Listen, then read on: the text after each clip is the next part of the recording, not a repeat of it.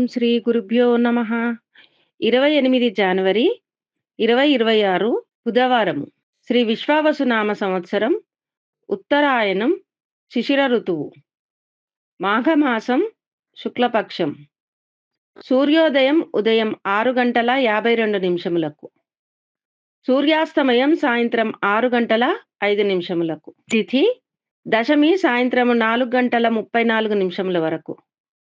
తర్వాత ఏకాదశి. సంస్కృత వారము సౌమ్య వాసరః. నక్షత్రము కృతికా నక్షత్రము ఉదయము 9:25 వరకు. తర్వాత రోహిణి. వర్జ్యము రాత్రి 12:09 నుండి రాత్రి 1:37 వరకు.